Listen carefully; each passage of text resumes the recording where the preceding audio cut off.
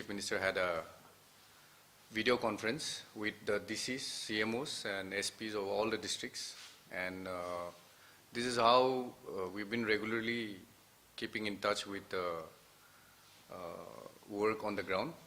And the Chief Minister took ground report from all of them to assist the High Power Committee in understanding some of the issues that our administration, the police and also the medical department faces on the ground.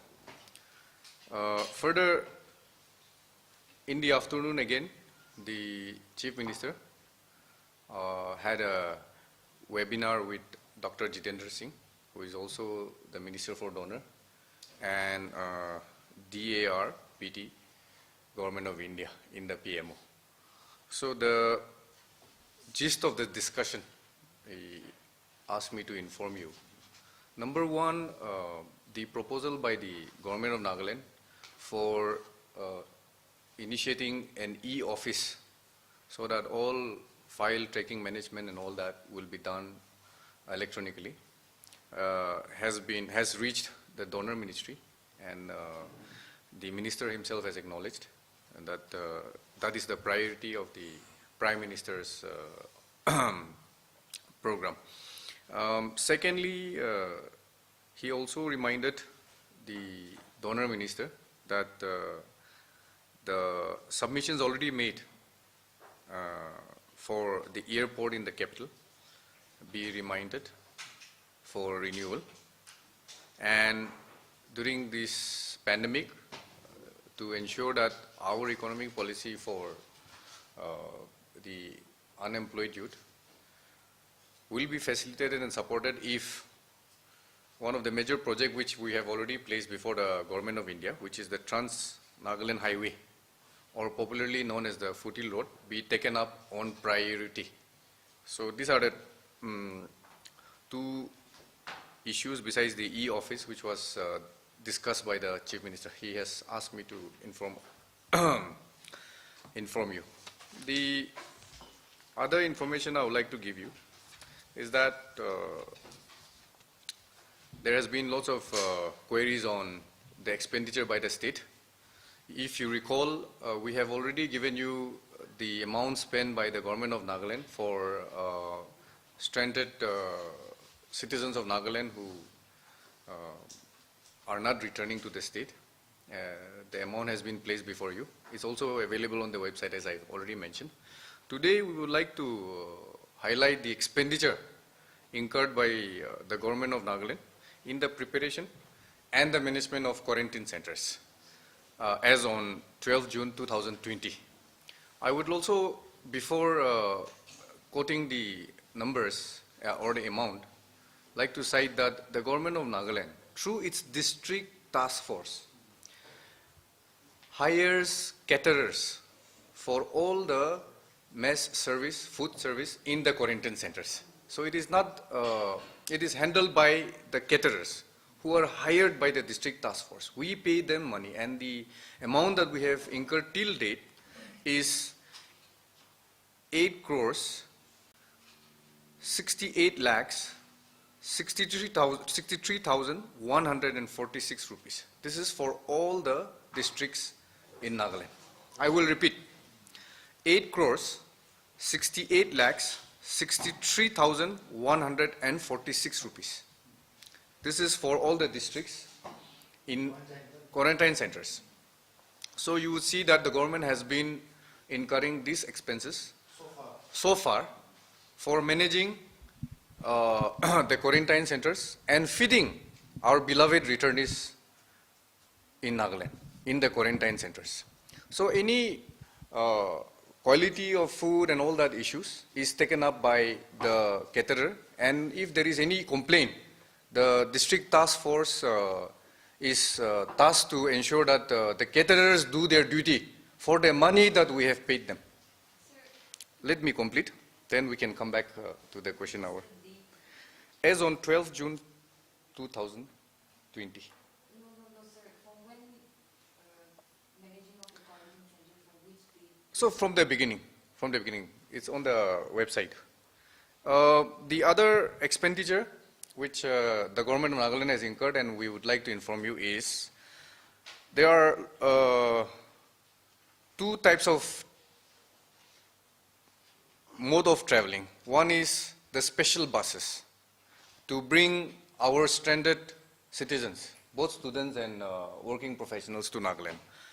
So the government of Nagaland has hired 32 buses to transport our citizens from 13 different states to Nagaland.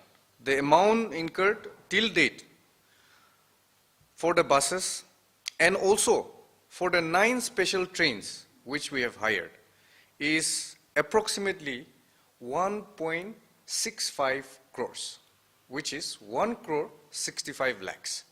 So this is for both the buses and the trains. So the government of Nagaland has spent this much to bring our beloved citizens to Nagaland. And also, while they are in quarantine, to ensure that we pay for their food and lodging. This amount has been spent. The other details, I think our Minister will open for discussion. Yeah, we have actually good news if we are to talk about this recovery. Out of this cumulative 156, total recovery as of now is 41. It is going on very fast. We thank all the frontline workers, and total active is 115. But apart from that, if you want to know from our medical department, Floor is open. yeah. So how about the expenditure for the buses returning to different districts from here to districts going on tomorrow? Sorry? The expenditure. Different districts. So this is borne by the district task force. So we will be giving you the details of the inside Nagaland next press conference. Today, And in yeah, this connection, almost all the buses are LST buses. yeah. All right, so later on, you would be getting. We'll give you the details because this is not the end of the transportation. No? But of course, some districts are also hiring private buses also. So does this include people staying here, going out to other states as well? Or? No, this is only for bringing stranded citizens of Nagaland. Sir, I wanted to know how much amount you are likely to spend for a returnees, the total amount, and the total returnees. Would it be over 10,000? Sorry? The amount that you are going to incur on this? You're asking two questions. One is the number of people who are coming. Is we still have, as our minister has mentioned, one more bus coming tomorrow, then another bus coming from, another train coming from Delhi. So for that, you see, there are people who register and who deregister. Once we get the final number who board the bus, we will be able to make an assessment. And in the next press conference, when, that time they would have arrived, we would give you that detail. This is the detail of how many have arrived and how many expenditure we have incurred. So I wanted to know the total amount that you are likely to incur on this returnees. We have not calculated that one. Would it could be 200 crore or 150 crore? For the returnees? Yeah.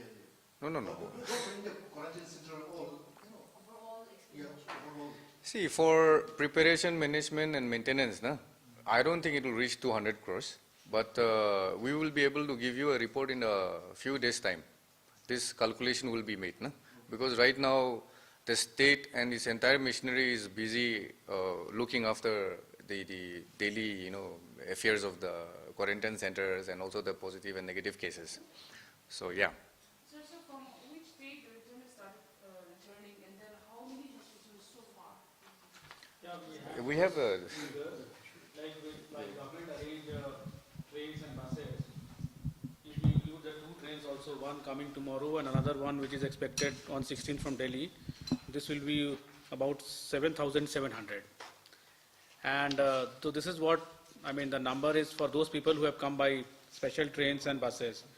Then people coming by these trains, the regular trains, Rajdhani, Brahmaputra Mail, that is right now more than 3,700. 3,700 people who have come on their own. Abhishek, it's available on the website as well, we will put it up on the website.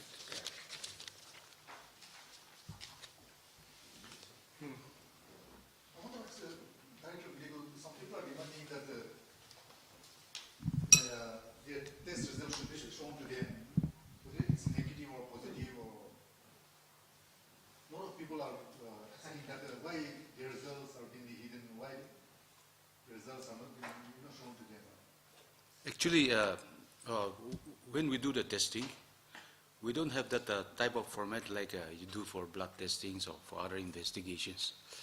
But it all comes with coded numbers. So from that, we tell them that the hospital or whichever quarantine center that this fellow and that fellow has become positive, or these ones are negative. So is there any protocol that the status of the test should not be shown to the? There's none as such that you should not be shown to them, no? But the thing is, we're dealing in such a huge number now that we're not able to print out separately for any individuals. So also even in the last briefing, we had asked for the number of people who have tested asymptomatic or symptomatic during the arrival, Okay. as, when their screening was done Yeah, yeah. at the entry point. Yes. So can we have those numbers, sir? After the revised SOP was issued. So far, most of the cases are showing asymptomatic only. If we can have the numbers Yes, yes. during the screening, how many we detected? During So as of today, You came half an hour late. Yes. Sir, could you just apologize? we'll give you the figures. This morning, Yes. This morning, issue in dairy farm, where one Manipur truck driver Yeah. collapsed, and that issue, because so many rumors are going viral. Yes, regarding that issue, this was a Imphal Manipur-bound truck. So it got, broke down on the way. And so while the driver was doing that, I think he collapsed. So now, getting the records from our hospital doctors, they have said that it is something like a stroke.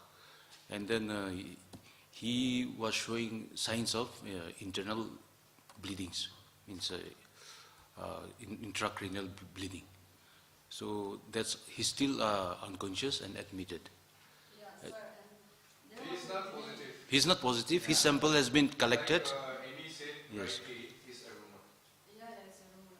But adding to her question, there was a delay for over 5 years for the ambulance to arrive for the patient, Like, it was reported around 7 in the morning, but the Yes, ambulance yeah. came around 11. First Okay, okay. ambulance came around 11:15, Yeah. but two persons came. One, both of them were wearing just raincoats only. Okay. Why is that? Why is that so in this situation? I don't know, but probably these days people are so, think even our health workers are, unless they're with proper PPE and all, they're not, they're hesitant to handle anybody. So probably because of that, the delay happened. But this is no such a serious issue, no? Sir, Yes. the high-powered committee has decided to relax on the opening of the churches. yes. So when can we expect the other relaxations? Sir, in addition to that, in that relaxation order, point number 3 clause C, it's written only asymptomatic Yes, person yes, who cannot yeah. enter the church. So that basically means that people who are having some fever or any other, say, symptoms, not necessarily COVID, that you should be fully healthy and not showing any type of symptoms. So they only should be going. On this, Dr. Nyan can also just mention about this and has come up. Dr. Nyan will also. Yeah, of course. So since we are in COVID times, we tend to refer each and everything as asymptomatic and symptomatic. So basically what we can infer from the order is that those people who are sick, and as all the previous advisories which has come out earlier, where it is mentioned that if you are sick, you stay at home and not to venture. So I guess, but this is for those people who are sick, not to come to public places. In one thing we decided, and we are also seeking the opinion views of the district task forces and other stakeholders also before decisions for other type of relaxations will be taken. But today we have taken the opinion of all the deputy commissioners, CMO, SP, and others. So after that, now we will have high power committee will have a meeting again.